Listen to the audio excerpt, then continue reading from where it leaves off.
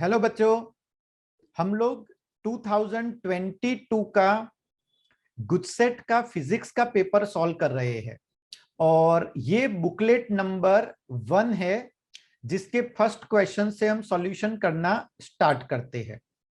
First question जो है वो इलेक्ट्रिक फ्लक्स का डायमेंशनल फॉर्मूला फाइंड करना है।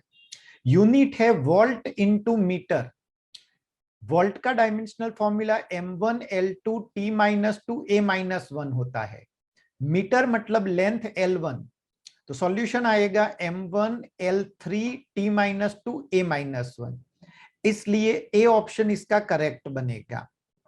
सेकंड नंबर का क्वेश्चन जो है, an electric dipole with dipole moment 4 into 10⁻⁹ coulomb into metre is aligned at 60 degree angle, electric field is 5 into 10⁴। हमें फाइंड करने को बोला है टॉर्क। टॉर्क का फॉर्मूला होता है PE sin थीटा। तो डाइपोल मोमेंट की वैल्यू पुटअप कर दो, थीटा 60 डिग्री दिया हुआ है और इलेक्ट्रिक फील्ड की वैल्यू पुटअप करो 4 into 10⁻⁹, 5 into 10⁴, √3/2। इसका सॉल्यूशन होता है 17.3 into 10⁻⁻5। इसका मतलब सी ऑप्शन हुआ, लेकिन हम एक पॉइंट शिफ्ट करते हैं तो इसको 1.73 into 10⁻⁴ बोल सकते हैं, इसलिए बी ऑप्शन भी न्यूटन इंटू मीटर ही है। तो इस क्वेश्चन में बी और सी दोनों ऑप्शन करेक्ट आ रहे हैं।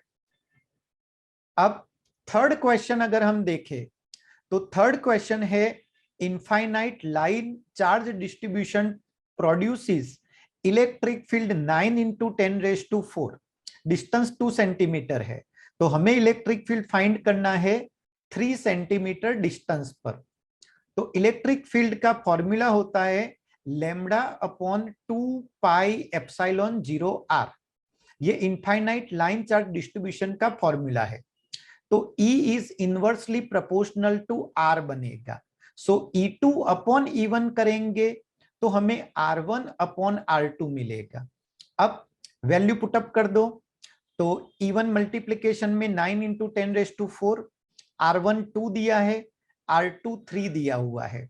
तो सिंप्लीफिकेशन करने के बाद 6 into 10⁴ आंसर आएगा।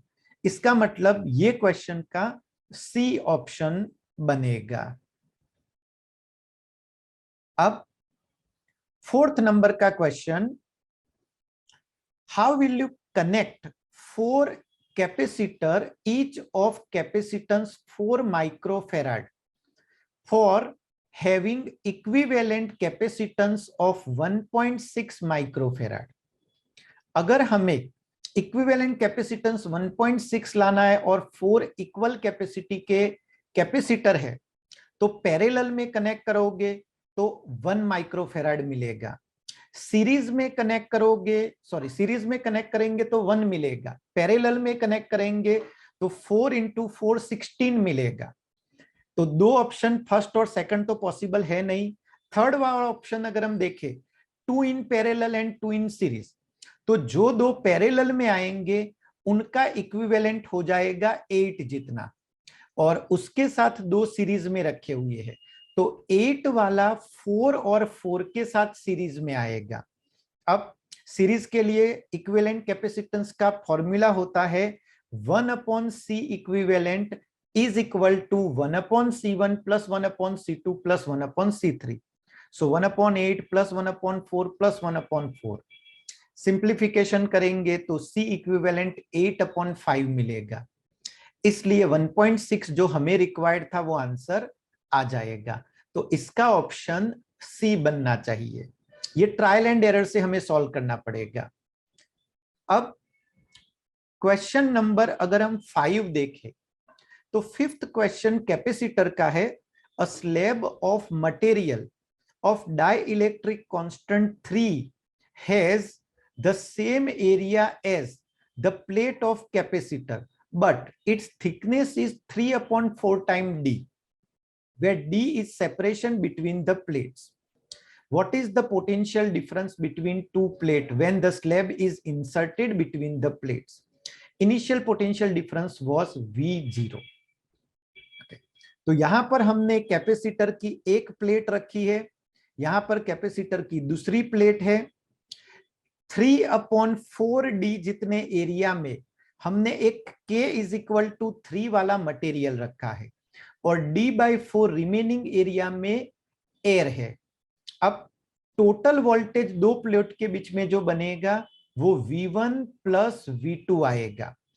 V1 की वैल्यू जो बनेगी वो electric field multiply by distance करे तो इलेक्ट्रिक फील्ड आएगा E0/3।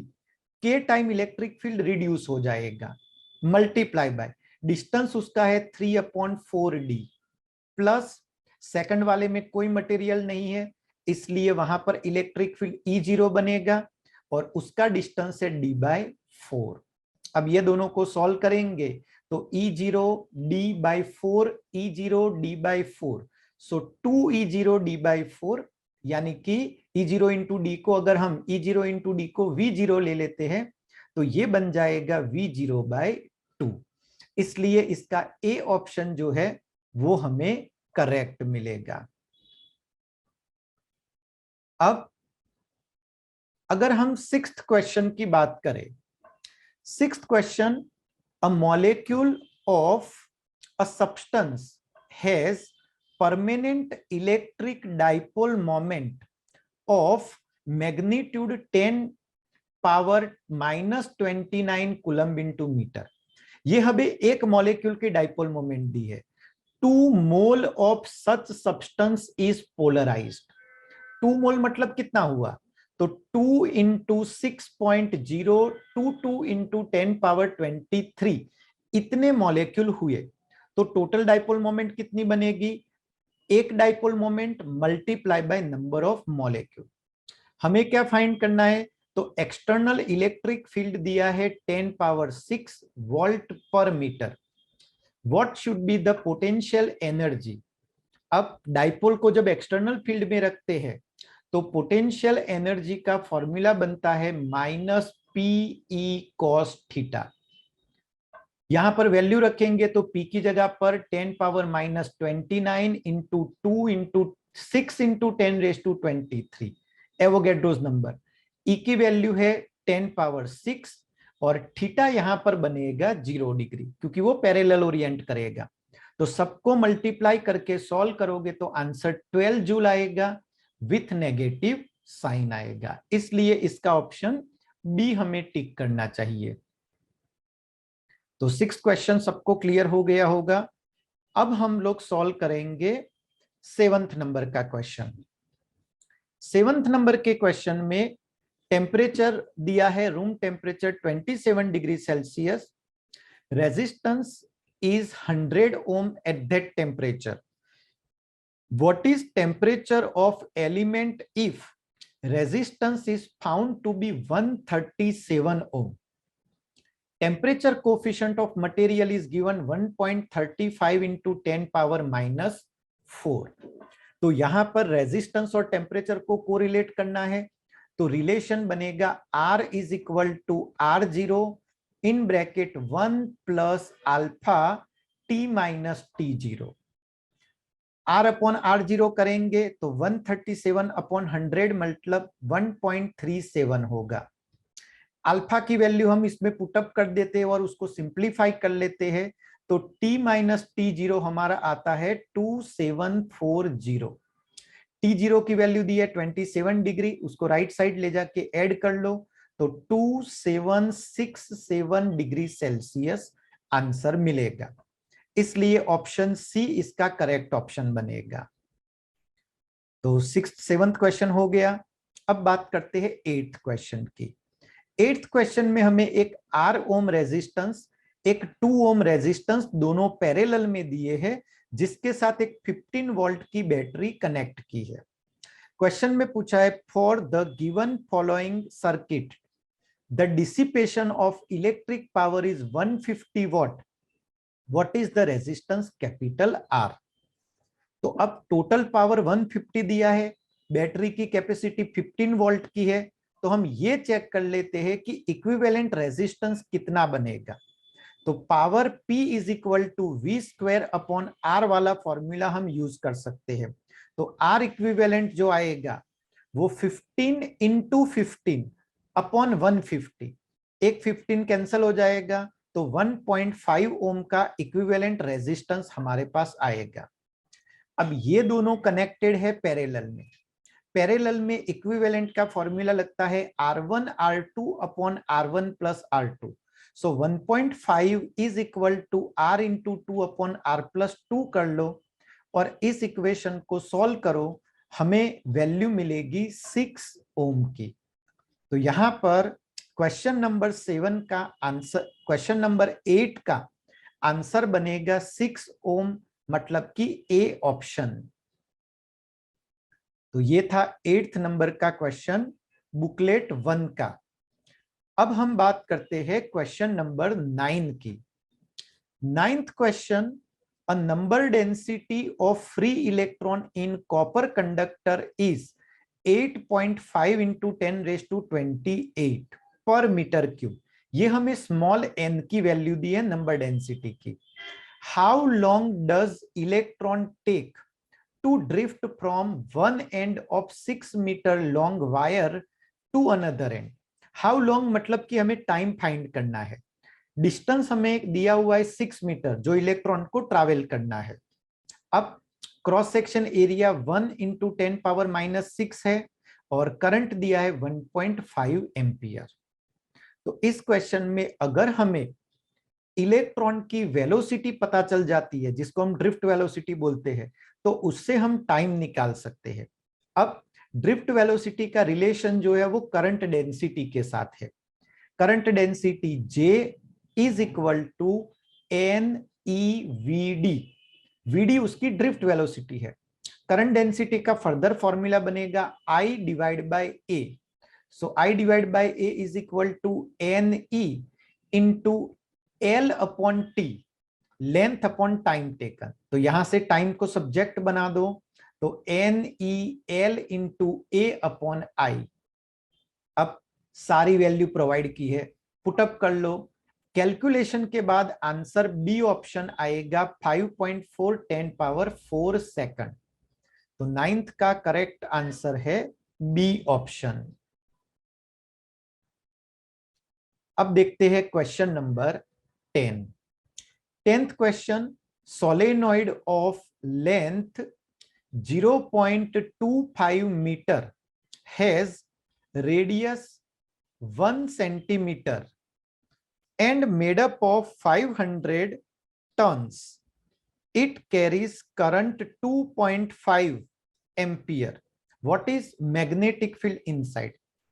सोलेनॉइड के लिए मैग्नेटिक फील्ड का फॉर्मूला होता है μ0Ni। स्मॉल n जो होता है वो number of turns per unit length है, इसलिए स्मॉल n को हम कैपिटल N अपॉन L कर सकते हैं।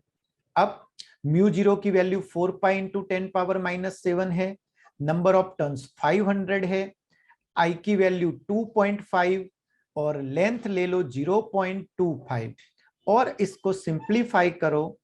ऑप्शन सी आंसर बनेगा 6.28 इंटू 10 पावर माइनस 3। तो 10th का आंसर सी ऑप्शन है। 11th नंबर का क्वेश्चन जो है वो इंफॉर्मेटिव टाइप का या डायरेक्ट क्वेश्चन है। How the shunt wire should be. Shunt wire generally galvanometer को एम्पियर मीटर में कन्वर्ट करने के लिए यूज किया जाता है, जो पैरेलल में लगता है और उसका रेजिस्टेंस मिनिमम होता है। अब R is directly proportional to L and R is inversely proportional to A है। तो रेजिस्टेंस को डिक्रीज करने के लिए क्रॉस सेक्शन एरिया बढ़ाना चाहिए, मतलब वायर थिक सिलेक्ट करना चाहिए, और R directly proportional to L है, इसलिए R की वैल्यू को कम करने के लिए लेंथ की वैल्यू कम रखनी चाहिए, मतलब वायर शॉर्ट होना चाहिए। So option D is correct answer. अब क्वेश्चन नंबर 12 हम देखते हैं। Two long and parallel straight wire A and B carries current 10 ampere and 4 ampere in same direction. Distance is 2 centimeter between them.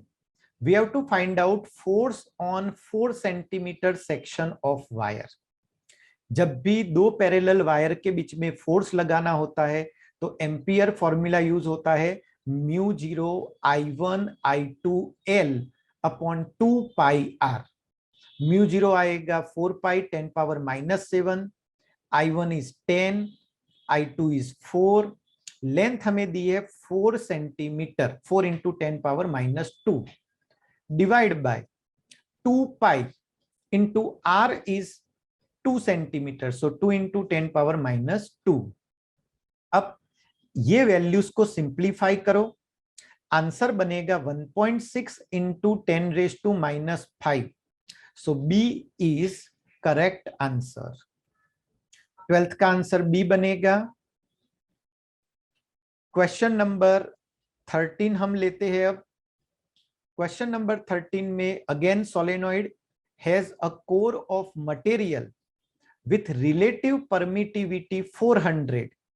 The winding of solenoids are insulated from core and carries 1 ampere current. Number of turns per unit length are 1000. What is magnetic field? तो ये second question आया solenoid के magnetic field का। फिर से formula B is equal to mu n आई।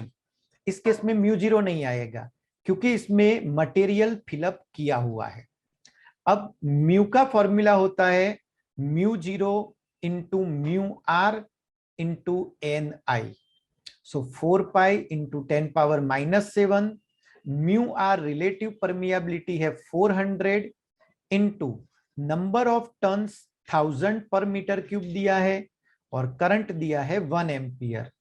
तो सबको multiply करके सिंप्लीफाई करो, 16 पाई इंटू 10 पावर -2 इसका आंसर आएगा।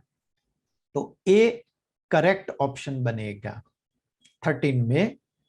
14th क्वेश्चन में a short bar magnet is placed with axis 30 degree with uniform external magnetic field of 0.25 Tesla. It experiences a torque of magnitude equal to 4.5 into 10 power -2 joule. What is the magnetic dipole moment? अब magnet को जब external field में place करते हैं तो उसके ऊपर लगने वाले टॉर्क का फॉर्मूला होता है tau is equal to M B sine theta. हमें एम को सब्जेक्ट बनाना है तो टॉर्क के डिवीजन में आएगा बी साइन थीटा। टॉर्क की वैल्यू दी हुई है 4.5 10 पावर -2, बी की वैल्यू 0.25 और साइन 30 होता है 1/2। ये सबको सिंप्लीफाई करेंगे तो आंसर सी ऑप्शन मिलेगा 0.36 जूल पर टेस्ला। अब क्वेश्चन नंबर 14 के बाद है 15th number. The polarity of induced EMF is such that it tends to produce current which opposites the change in magnetic flux. ये स्टेटमेंट किसका है? तो ये लेंज लॉ है। इलेक्ट्रोमैग्नेटिक इंडक्शन का प्रिंसिपल जिसमें हम E is equal to -n into delta phi by delta T लिखते हैं, वो माइनस साइन जो है वो हमें लेंज लॉ से मिलती है। तो डी ऑप्शन इसका करेक्ट आंसर बनेगा। 16th नंबर का question, a pair of adjacent coils has a mutual inductance M21 हमें प्रोवाइड किया है 1.5 Henry. If current in one coil changes from 0 to 10 ampere, change in current delta आई है 10 ampere -0 यानी कि 10 इन 0.5 second, what is the change in flux? तो flux के लिए अगर फॉर्मूला लिखे तो म्यूचुअल इंडक्टेंस की डेफिनेशन होती है φ2 अपॉन I1। तो चेंज के फॉर्म में लिखेंगे तो डेल्टा φ2 अपॉन डेल्टा I1 बनेगा। सो डेल्टा φ2 की वैल्यू जो है वो फाइंड करने के लिए M21 1.5 मल्टीप्लाई बाय करंट का चेंज 10 -0 यानी कि 10। तो इसका आंसर हमारा आएगा 15 वेबर। ऑप्शन ए इसका करेक्ट ऑप्शन बनेगा। तो 16 तक के क्वेश्चन हमारे कंप्लीट हुए। अब हम 17th क्वेश्चन की बात करते हैं। Air cooled solenoid of length 30 centimetre, small L हमें दिया है 0.3 metre, cross section area 25 centimetre square, 25 into 10⁻⁻4 metre square, number of turns are 500, capital N दिया है 500, it carries current 2.5 ampere, I की वैल्यू हुई 2.5, the current suddenly switch off in brief time of 10⁻³ second, delta T is 10⁻³ और I2 की value हो गई 0। हमें फाइंड करना है बैक ईएमएफ इंड्यूस्ड। अब बैक ईएमएफ अगर हम कैलकुलेट करें तो बैक ईएमएफ के लिए ई का फॉर्मूला होता है -L into delta I upon delta T. ये बैक ईएमएफ का फॉर्मूला है। इसके लिए हमें जरूरत पड़ेगी L की। अब L कैसे फाइंड करें? तो L फाइंड करने के लिए हमें उसका फॉर्मूला लगाना पड़ेगा μ0 n² A/L। μ0 की वैल्यू रख दो 4 pi into 10⁻⁷, number of turns 500, उसका स्क्वायर कर दो, क्रॉस सेक्शन एरिया 25 इंटू 10⁻⁴ ले लो और लेंथ कंसीडर करो 0.3। इसको सॉल्व करके वो वैल्यू यहां पर L की जगह पर पुटअप कर लो। डेल्टा I हमें दिया हुआ है 2.5 और डेल्टा T दिया है 10⁻⁻3। तो सारी वैल्यू पुटअप करने के बाद इसका आंसर आएगा 6.54 वोल्ट। तो ये हमारा फाइनल आंसर बनेगा। अब क्वेश्चन नंबर 18 ले लेते हैं। 18th क्वेश्चन जो है, for an ideal transformer NS is greater than NP। जब भी NS ग्रेटर देन NP होता है तो ये सेकेंडरी ट्रांसफॉर्मर बन जाता है। तो हमें यहां पर ये ट्रांसफॉर्मर जो दिया हुआ है उसके लिए voltage in secondary will be greater then voltage in primary बनेगा। चलो, तो अब हम क्वेश्चन नंबर 18 को सॉल्व करेंगे। For an ideal transformer NS is greater than NP, number of turns secondary में प्राइमरी से ज्यादा दी हुई है।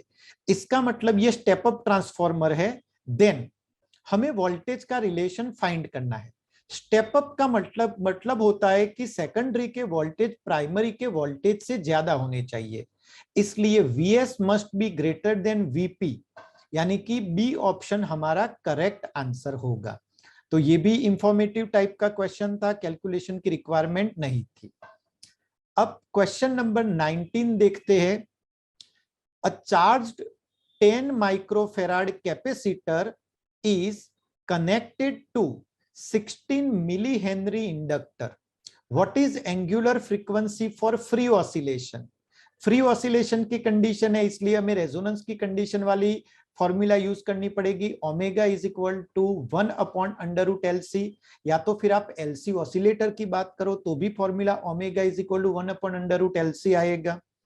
L की वैल्यू 16 इंटू 10⁻⁻3 है। 10 माइक्रोफेराड मतलब C की वैल्यू 10 इंटू 10⁻⁻6 है।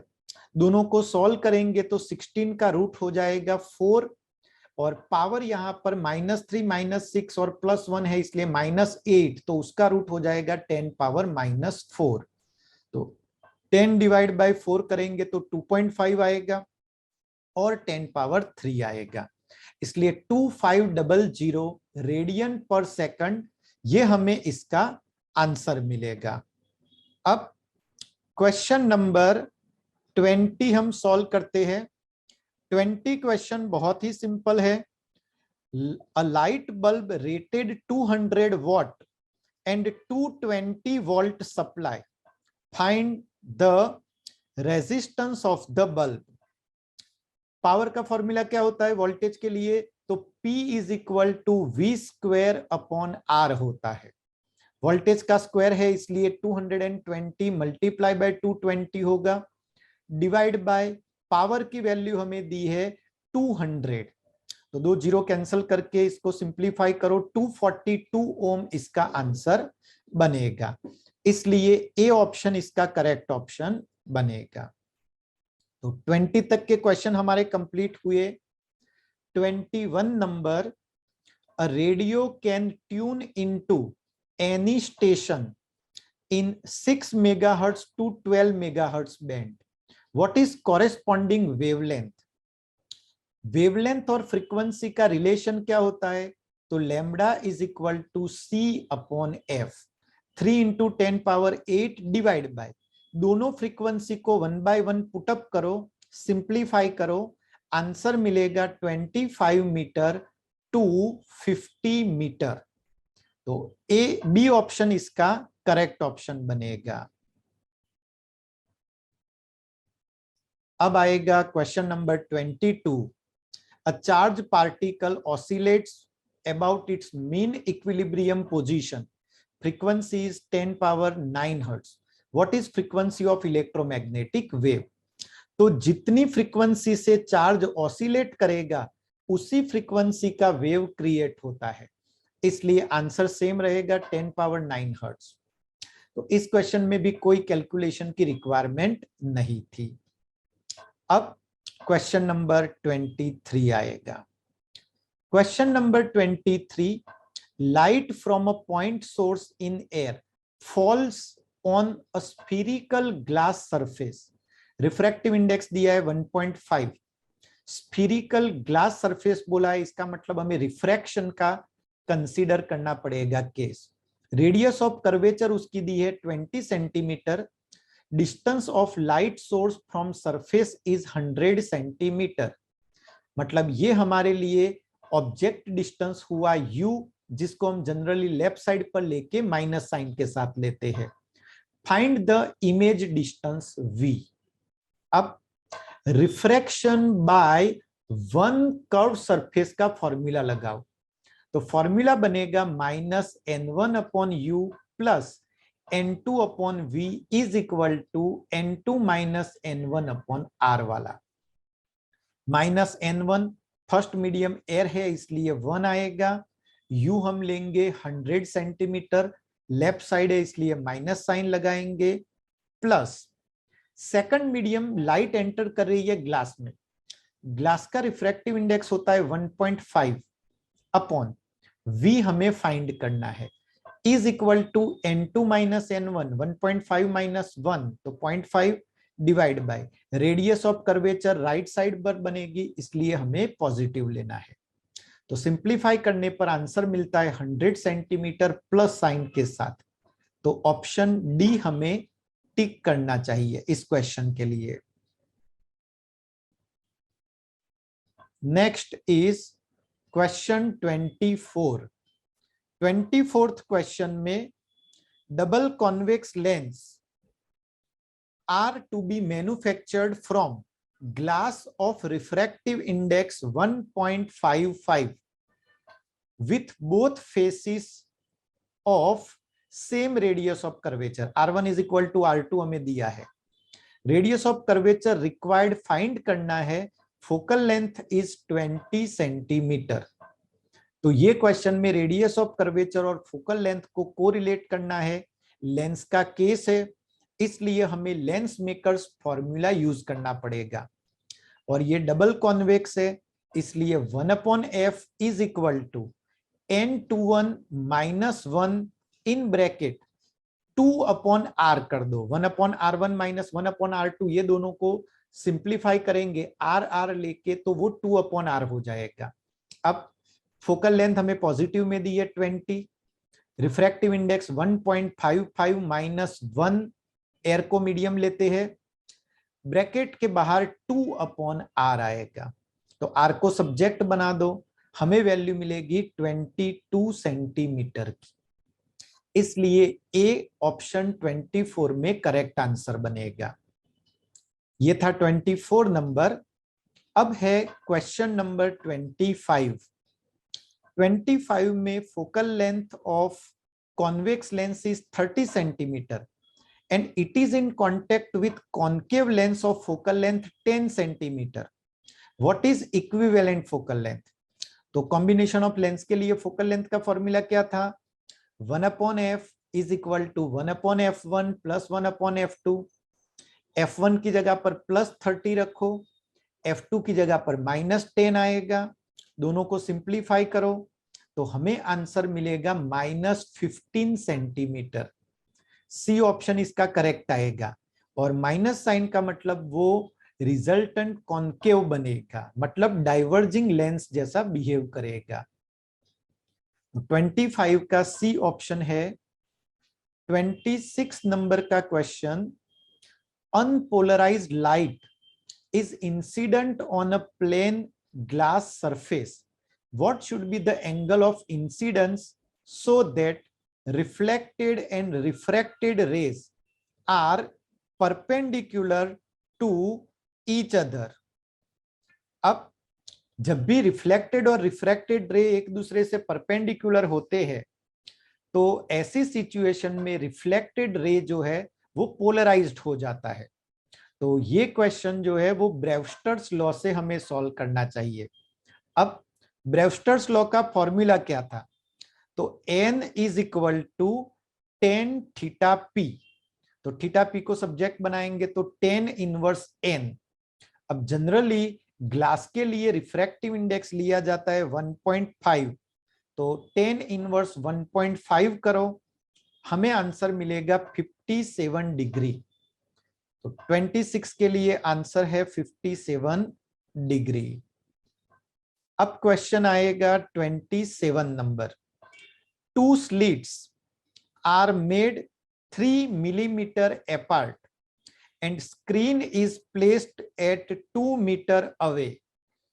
What is the fringe separation when light of 600 nanometer is used? हमें फ्रिंज फॉर्मेशन की बात की है, 2 स्लिट दिए, तो ये यंग्स डबल स्लिट एक्सपेरिमेंट हुआ।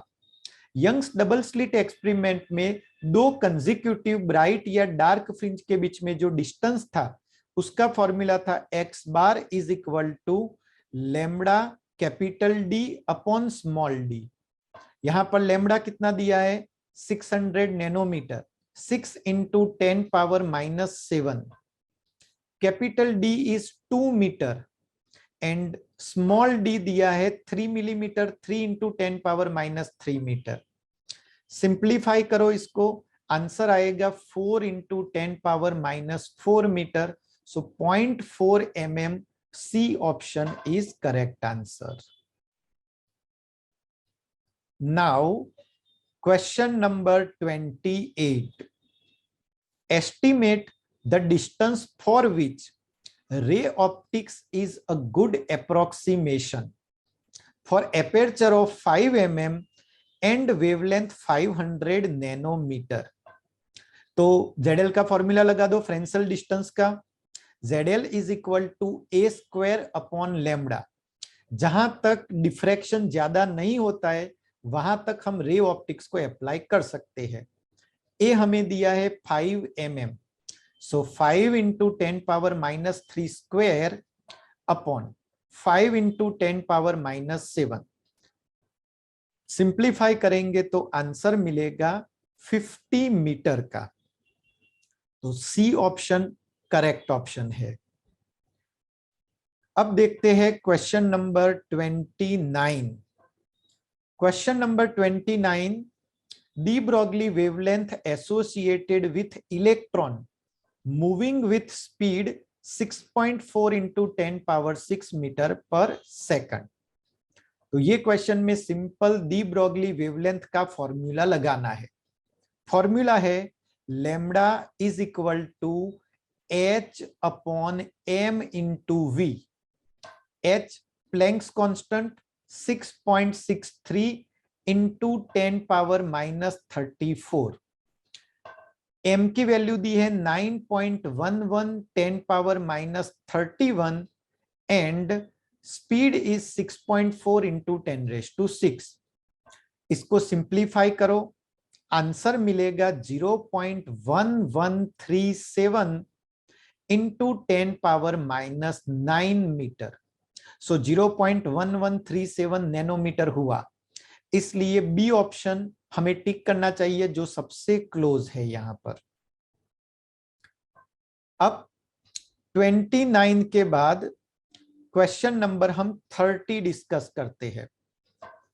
Electron, alpha particle and a proton have same kinetic energy, which of this particle has shortest de Broglie wavelength? तो फिर से de Broglie wavelength का क्वेश्चन आया। Lambda is equal to H upon, kinetic energy के form में लिखना है तो √2m k बनेगा। एच सबके लिए सेम रहता है, तीनों पार्टिकल की काइनेटिक एनर्जी कांस्टेंट दी है, इसलिए lambda is inversely proportional to √m बनेगा। जिसका मास सबसे ज्यादा उसकी वेवलेंथ सबसे कम आएगी। तो हमें शॉर्टेस्ट फाइंड करना है, सबसे कम वेवलेंथ। सबसे ज्यादा मास होता है अल्फा पार्टिकल का, इसलिए A option alpha particle shortest wavelength बनेगा। Now question number 31, difference of 5.4 eV energy is between two energy levels of atom. Frequency of radiation emitted when atom makes transition from upper level to lower level. Electron का transition हमें यहां पर दिया हुआ है, तो energy और frequency का रिलेशन क्या होता है? E is equal to H into F. तो F को सब्जेक्ट बनाओगे तो E अपॉन एच हो जाएगा। एनर्जी इज 5.4 ईवी में है, जूल में करने के लिए multiply by 1.6 into 10 power 19 minus divide by H की वैल्यू है 6.625 10 पावर माइनस 34। इसको सॉल्व करो, आंसर मिलेगा 1.304 10 power 15। So C is correct option. Question number 31 में आंसर सी बनेगा। Now question number 32, what is the shortest wavelength present in Paschen series? Hydrogen spectrum की बात की है। पाश्चन सीरीज का ग्राउंड स्टेट कौन सा होता है? Lyman, Balmer, Paschen third number है, इसका मतलब उसका ग्राउंड स्टेट है 3। अब वेवलेंथ शॉर्टेस्ट है, मतलब एनर्जी मैक्सिमम है। मैक्सिमम एनर्जी का मतलब है वो सबसे दूर से जंप करेगा, इसका मतलब वो इनफाइनाइट से जंप करेगा। तो ट्रांजिशन हमें पता चल गया, इनफाइनाइट टू 3। फॉर्मूला क्या है? 1 upon lambda is equal to r in bracket 1 upon m square minus 1 upon n square. So r in bracket 1 upon ground state 3 का स्क्वायर माइनस 1 अपॉन इनफाइनाइट का स्क्वायर। सो लैम्डा इसको inverse करेंगे तो 9 divide by 3 का square 9, r की value Rydberg's constant की 1.097 into 10 power 7 आएगा।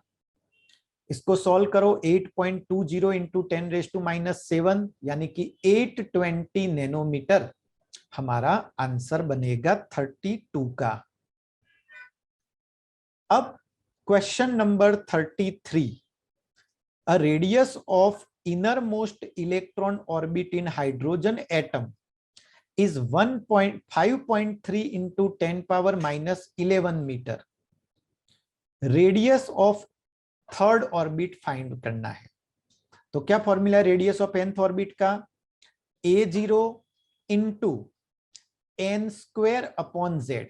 Hydrogen के लिए z तो 1 होगा, a0 की वैल्यू 5.3 इंटू 10 पावर माइनस 11 है और n की वैल्यू 3, सो 3 का स्क्वायर करेंगे तो 9 मल्टीप्लाई बाय 5.3, आंसर आएगा 47.7 इंटू 10 पावर माइनस 11। इसका मतलब बी ऑप्शन बनेगा। अब 33 के बाद 34 नंबर देखते हैं।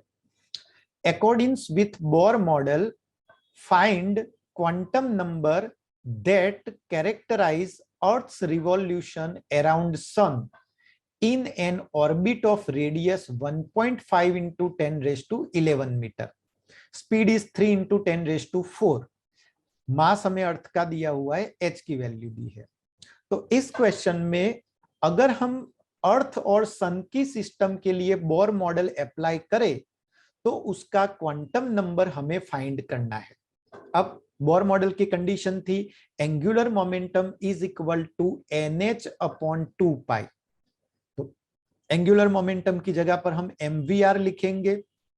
सो mvr is equal to nh upon 2 pi बनेगा, n को सब्जेक्ट बनाओ, mvr into 2 pi upon h आएगा। m अर्थ का mass 6 into 10 raise to 24, v 3 into 10 raise to 4, radius दी है 1.5 into 10 raise to 11 into 2 pi upon h की value 6.625 10 power minus 34।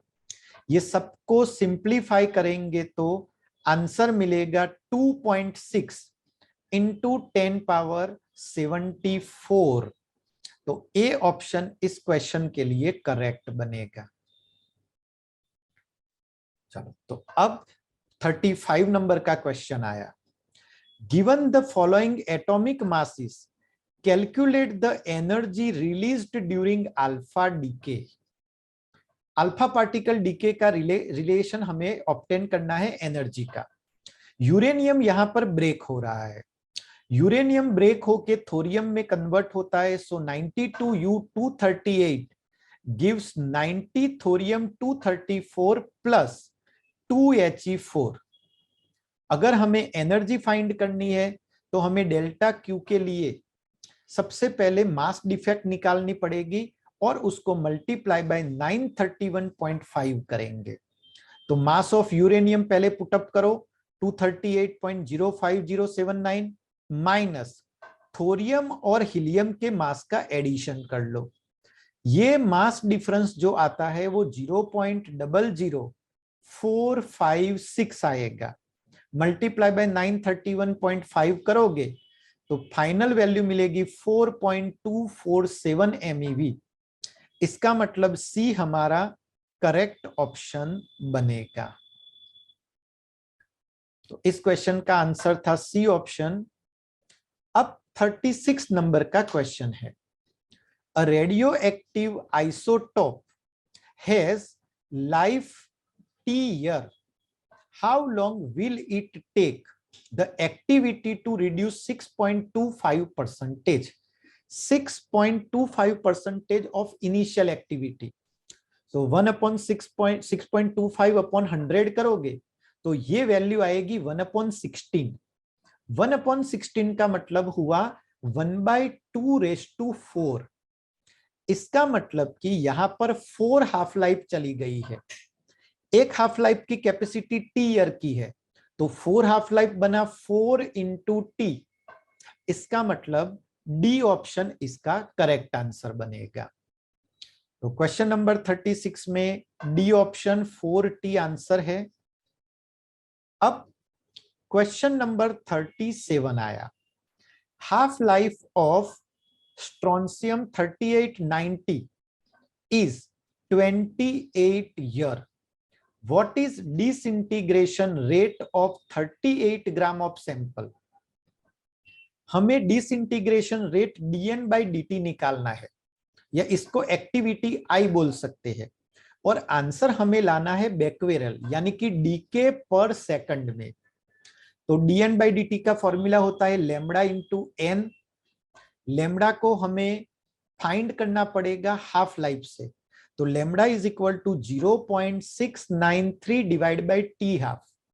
So 0.693 divide by T half is 28 year. So 28 multiply by 365 days multiply by 24 hours multiply by 3600 second. तो इससे lambda मिल जाएगा। N मतलब number of undecayed nuclei. कैसे find करेंगे? तो 38 ग्राम को 90 से डिवाइड करके मोल बना दो, मास अपॉन एटॉमिक मास। मोल मिल जाए उसको एवोगैड्रोस नंबर से मल्टीप्लाई करो, तो 6.023 इंटू 10⁻23 से मल्टीप्लाई करो। लेमड़ा और एन दोनों की वैल्यू मिल जाए, उसको फाइनली मल्टीप्लाई करेंगे तो dn/dt मिलेगा, जिसकी वैल्यू 1.99 यानी कि 2 इंटू 10⁻14 के अराउंड आ रही है। अब ऑप्शन में 2 के नजदीक सबसे नजदीक का आंसर 2.7 है, इसलिए एग्जैक्ट वैल्यू मैच नहीं होती है, तो हम यहां पर 2.7 वाले ऑप्शन को टिक कर लेते हैं क्योंकि वो सबसे क्लोज है।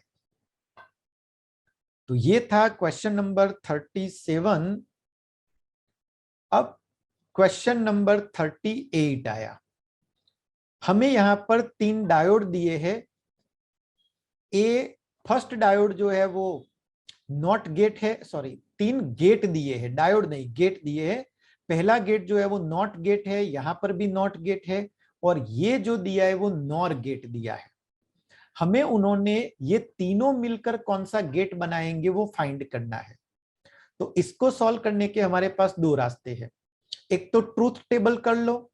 अगर ट्रूथ टेबल करते हैं तो ए में 0 0 1 1, बी में 0 1 0 1 ले लो। पहले नॉट गेट से ए बार मिलेगा, तो 0 0 1 1 का उल्टा करेंगे तो 1 1 0 0 आएगा। सेकंड नॉट गेट में बी बार मिलेगा, तो वो 1 0 1 0 हो जाएगा। अब लास्ट में नॉर गेट है, तो 1 1 का 0, 1 0 का 0, 0 1 का 0 और 0 0 का आउटपुट बनता है 1। तो फाइनली हमारा जो आउटपुट मिला वो एंड गेट का आउटपुट है, इसलिए ए ऑप्शन इसका करेक्ट बनेगा। अगर हम इसको डायरेक्टली बुलियन इक्वेशन से सॉल्व करना चाहे तो भी पॉसिबल है। ए का पहला आउटपुट ए बार है, बी के लिए भी बी बार है। ए बार और बी बार दोनों इनपुट बने नॉर गेट के, तो ए बार और बी बार का not D Morgan's principal apply करोगे तो ये ए एंड बी हो जाएगा, इसलिए इसका आंसर ए ऑप्शन बनेगा। तो 38 क्वेश्चन के बाद अब बात करते हैं 39th क्वेश्चन की। When a forward bias is applied to PN junction, जब फॉरवर्ड बायस अप्लाई करते हैं तो मेजॉरिटी चार्ज कैरियर करंट को फ्लो करवाते हैं और उससे पोटेंशियल बैरियर डिक्रीज हो जाता है, वोल्टेज रिड्यूस हो जाता है। तो इस क्वेश्चन का डायरेक्टली आंसर हम टिक कर सकते हैं C option, it lowers the potential barrier. इसमें कोई कैलकुलेशन की रिक्वायरमेंट नहीं है। अब 40th नंबर का क्वेश्चन यानी कि लास्ट क्वेश्चन पेपर का, pure silicon crystal has 5 into 10⁻28 atom पर मीटर क्यूब। ये नंबर ऑफ एटम दिए हैं। It's doping is 1 ppm, 1 parts पर मिलियन, दैट मीन्स 10⁻⁻6 का डोपिंग किया है, और doping is of pentavalent arsenic. जब पेंटावेलेंट का डोपिंग करते हैं तो जो कंडक्टर बनता है सेमीकंडक्टर वो एन टाइप का हो जाता है, जिसके मेजॉरिटी चार्ज कैरियर बनते हैं इलेक्ट्रॉन। तो वैल्यू ऑफ इलेक्ट्रॉन कितनी आएगी, 5 into 10⁻28 मल्टीप्लाई बाय 10⁻⁻6, तो वो हो जाएगा 5 into 10⁻22। अब हमें फाइंड करने को बोला है number of electrons and holes. Option में इलेक्ट्रॉन की वैल्यू नहीं लिखी है, सिर्फ उन्होंने होल की वैल्यू लिखी है, तो हम होल को फाइंड कर लेते हैं। Ni हमें दिया है 1.5 into 10⁻16। तो अब हम क्या करेंगे, फॉर्मूला लगाएंगे Ni square is equal to Ne into NH। तो NH को सब्जेक्ट बनाओगे तो Ni स्क्वायर अपॉन Ne बनेगा। सो 1.5 into 10⁻16 का स्क्वायर कर दो, डिवाइड बाय 5 into 10⁻22 करो, तो इसका आंसर बनेगा 4.5 into 10⁻9। इसका मतलब ये क्वेश्चन का आंसर बी होना चाहिए। तो इस टाइप से हमने 2022 का फिजिक्स का गुजसेट का पेपर सॉल्व किया, और क्वेश्चन रिलेटिवली इजी थे। Okay, best of luck, bye.